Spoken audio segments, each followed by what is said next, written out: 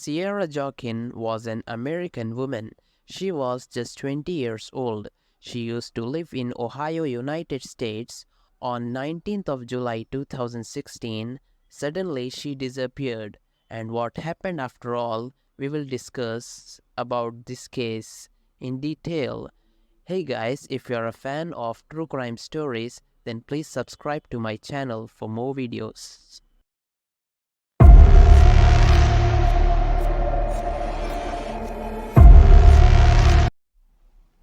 It was the 19th of July 2016. 20 years old, Sierah Joughin spent the afternoon with her boyfriend of 7 years, Josh Kolasinski, cycling in rural Fulton County west of Toledo. Sierah was a student at the University of Toledo and lived with her grandparents in Metamora, Ohio, United States. Later that night, when Sierra's mother, Sheila Vakulik, arrived at her parents' house, she noticed that Sierra's bedroom light was off, which was unusual. Sierra was very close to her family and 4 siblings, so if she had made plans to stay out for the night, she would have let them know. Sheila was a bit concerned initially, but that concern turned to panic when she heard from Josh at 10:30 p.m. that night. Josh asked Sheila if Sierra was home, and when she confirmed she wasn't, he told Sheila that he sent Sierra a number of text messages and received no reply. When he called her phone, it went straight to voicemail. He called a number of times, but every call went straight to voicemail. When Sheila couldn't reach Sierra either, she reported her missing to the police and went out to look for her. Sheila confirmed to police that Sierra didn't return home at all after the bike ride with Josh. Police spoke to Josh as he was the last known person who saw Sierra. He told police that they went out there for a bike ride on some rural roads and between some cornfields.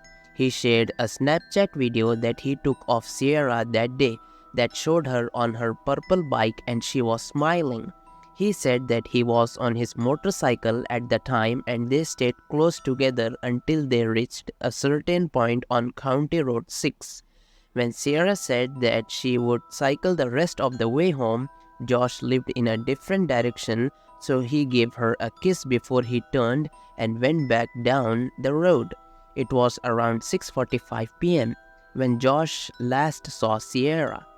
Josh told Sierra he would be in touch later, but when he sent the text message to her after he got home, he didn't hear back from her. Police noticed from the Snapchat video Josh shared with them that she was wearing a Fitbit watch, so they began to try to track that and her phone. At the same time, police noticed from the Snapchat video Josh shared with them that she was wearing a Fitbit watch, so they began to try to track that and her phone. At the same time, police searched County Road 6 and the area where Josh last saw Sierra. They noticed that there was some disturbance in a section of the cornfield. Some of the stalks were broken. When police investigated further, they found Sierra's bike a few rows into the cornfield and there was blood on the handlebars. The area where her bike was found was just a half mile from her home.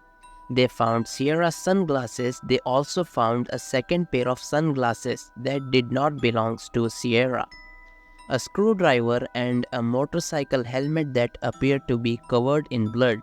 There was no sign of Sierra though, but due to the disturbance, blood and the items that were abandoned, police believed that there had been a struggle of some sort. Police believed that there was a possibility that Sierra had been abducted, so they widened their search and spoke to people who lived close by. As part of the investigation, they spoke to a man named James Worley who lived on a 3-acre property west of Toledo. He ran a small engine repair shop out of his home and lived with his mother and brother. James told police that he was aware of the location they were searching and his motorcycle had broken down there earlier that day. He informed them that he lost his helmet, screwdriver, sunglasses, and fuses. That concerned police as those were the same items they found beside Sierra's sunglasses.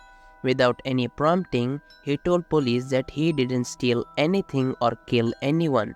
Along with what he told police and that fact, he had what appeared to be fresh marks on his arms and bruising on his legs. Police immediately secured and searched his property. Police found rope, tape, zip ties, handcuffs, firearms, and ammunition, video recording devices, and film inside one of his barns on his property.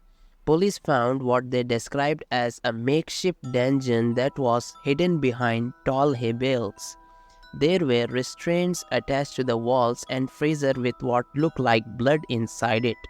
There was also a strong smell of bleach, but there was no sign of Sierra anywhere.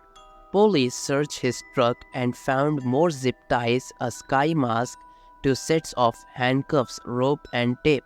They believed that he knew where Sierra was, but James wasn't willing to give police any information.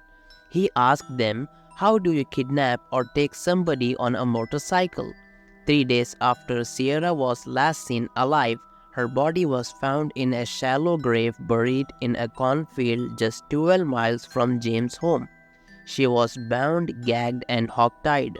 Her wrists were handcuffed and bound to her taped ankles with rope. There was no physical evidence that Sierra was sexually assaulted. An autopsy was conducted and the autopsy confirmed that Sierra died of asphyxiation. The medical examiner believed it would have taken over several minutes for Sierra to die, and the asphyxiation was the result of a large plastic object that was placed in her mouth. The autopsy found no evidence of sexual assault. James was arrested and charged with aggravated murder with an escaping detection specification, kidnapping, felonious assault, possessing criminal tools, tampering with evidence, and having weapons while under a disability. He pleaded not guilty to all of the charges. It was the prosecution case that there could be no doubt that James was responsible for Sierra's death. Fulton County prosecutor Scott Halsman told the jury that cell phone location technology, DNA, and recorded interviews with James would show them that James kidnapped and killed Sierra, and asked the jury, "I simply ask that you follow the trail of evidence." The court heard that James used a computer at his home just 1 month before Sierra was taken, on the 24th of June at around 5:03 a.m. to search for hogtied plus teen. On the day Sierra disappeared, the court heard that James spent the day using the same computer searching and looking up pornography websites. Detective Morford testified that he searched the computer and found terms, videos, and documents under the user labeled Jim. It was password protected. Detective Morford told the court that he recovered search terms and videos, and they included the words rape, forced, hitchhiker, stranded, helpless, gag.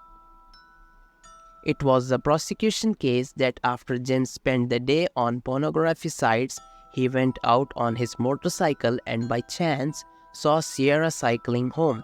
She was a complete stranger to him, but he followed her regardless and managed to run her off the road and into the cornfield. It was their case that he chased her into the cornfield, where he hit her over the head with his motorcycle helmet. The court heard that the blow to her head may have rendered her unconscious. Sierra's blood was found on his helmet. The court heard that the prosecution believed James waited in the cornfield with Sierra for 2 hours. His cell phone location data showed he was there for that time, until it was dark. It was their case that he left Sierra in the cornfield and went home on his motorcycle to get his van. James returned to the cornfield to get Sierra and drove back to the makeshift dungeon in the barn on his property. The prosecution could not say with any degree of certainty what happened to Sierra when she was in the barn, but it was their case that he hogtied and gagged her inside the barn, and the item he gagged her with caused her to die. Court heard that the prosecution believed he drove to a different location in a cornfield 12 miles from the barn and buried Sierra in a shallow grave there. The court heard that all of the evidence led to James. Sierra's blood was found on James' motorcycle and trace of her blood was also found on zip ties, mace and ski mask found on his property. The prosecution told the jury that the duct tape found had both James' DNA and Sierra's DNA on it. The court heard about the dungeon that was found on his property and that several pairs of female panties were found along with journals and maps.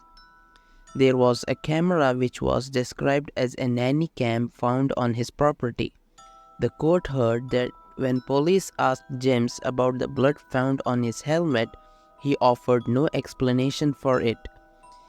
In relation to the female panties found in his barn, he told police that he bought them online from China's girlfriend stuff. He later told police that he planned to use them for amateur pornography. When asked who would be in the amateur pornography shoots, he told police he might contact women on websites like Craigslist and Backpage. Lucas County Deputy Coroner Dr. Cynthia Bisser testified in the case. She performed the autopsy and described Sierra as 5 foot 4 inches tall and weighed 122 pounds at the time of her death. She testified that when Sierra's body was found, her wrists and ankles were bound. She testified in relation to the injuries on Sierra's body. Sierra had a broken upper left incisor in her mouth and a hairline fracture inside the back of her skull. Doctor testified that a foreign yellow object, the object appeared to be a dog toy, had been placed in Sierra's mouth and that object was attached to a binding around the back of her neck. She described the object as a large yellow oval plastic device that was 3 inches long and 2 inches wide, and the court heard that due to the size of it and how it was placed in her mouth, it would have blocked Sierra's airways to her nose and mouth, which would have deprived her brain of oxygen for a matter of minutes. She believed that Sierra's broken tooth may have been caused by the object being forcibly pushed into her mouth. Doctor testified that Sierra was not sexually assaulted. The prosecutor, Fulton County Prosecutor Scott Halsman, asked Doctor if the hairline fracture in Sierra's skull could have been caused by a motorcycle helmet, and she confirmed that the helmet could have caused that injury. Defense attorney opened the defense case by telling the jury that the prosecution simply could not prove beyond a reasonable doubt the essential elements of the case, and on that basis there was only one option open to the jury. They should find James not guilty. It was their case that James had no idea who Sierra was and didn't see her on the 19th of July. It was their case that the evidence against their client was weak. They admitted that his items were in the cornfield that day, but they were there because he left them there when his motorcycle broke down. They referred to a witness report who saw a man in the cornfield wearing red shorts. The jury heard that even though police conducted a thorough investigation and search of his property, no red shorts were found, and it was their case that police arrested the wrong man. In relation to the makeshift dungeon that police discovered in his barn, the defense told the jury that there was an innocent explanation for it. The jury heard that it wasn't a dungeon and that it was just a room in the barn that had restraints attached to the wall. The restraints were there as James planned to use it for a pornography studio. He was starting a new business, and that was why he had searched for pornography on his computer also. The court heard testimony from Lawrence Chris. Lawrence testified that he knew James and that he also lived on County Road 6. Lawrence testified that he went to James' house around once or twice a month, and when asked if James even mentioned pornography, he admitted that they would occasionally watch pornography together when James' mother went to bed. He testified that showed him the panties and that he wanted to open a casting couch type pornography studio. The jury heard recorded interviews between the police and James in which James told them that he planned to use the panties for amateur pornography shoots. In relation to Sierra's injuries, the defense referred to the laceration that was to the front of Sierra's head and a wound on her back head, and they asked doctor if a motorcycle helmet is the only object that could cause such an injury. Defense attorney asked, "It is a fact, isn't it, that there are a number of possibilities of things that could have been used to inflict those wounds?" Doctor confirmed that the injuries, while they may have been caused by a motorcycle helmet, may also have been caused by a different object, and she testified that the possibilities are almost infinite. It was the defense case that James' helmet was not the object that caused Sierra's injuries. The jury deliberated for 6 hours and found James guilty. A sentencing hearing was scheduled as it had to be determined whether James would face life in prison without the possibility of parole or the death sentence. At his sentencing hearing, James spoke for 45 minutes. He told the court that he did not kill Sierra. He said that he had been framed. He spoke to Sierra's family and referred to her as a beautiful girl, and stated that her loss is a substantial blow to everyone.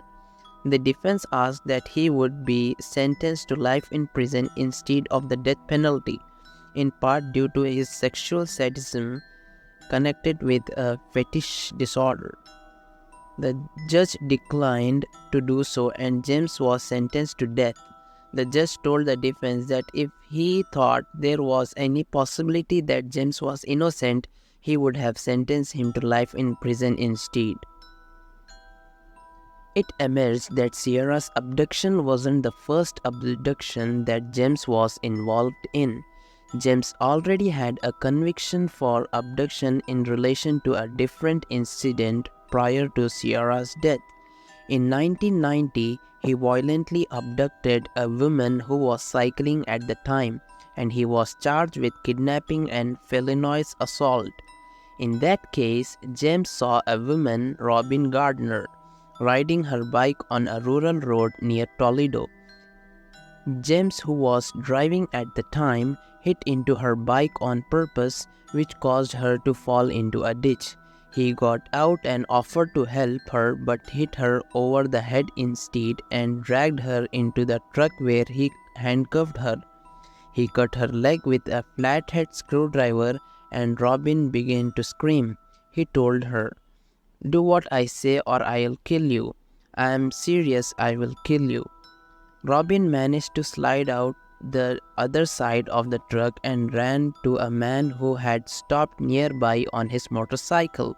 She was distressed and in handcuffs, and that man brought her home, and she later reported the incident to the police. James was arrested and told police that he did not try to abduct Robin. He simply had tried to restrain her as she was trying to leave the scene of an accident. According to James, Robin cut in front of him with her bike, and that caused him to crash into her. James eventually pleaded guilty to an abduction charge and was sentenced between 4 and 10 years in prison, but was released after serving just 3 years in prison. Robin suffered a concussion, skull fracture, bruises, and cuts as a result of the abduction. It also changed the way she lived her life. James' execution is currently scheduled for the 20th of May 2025. Sierra's murder prompted the creation of the Ohio Senate Bill 231. It provides for a searchable database of felons living in the state who are convicted of specific violent offenses. The statute was signed into law in December 2018.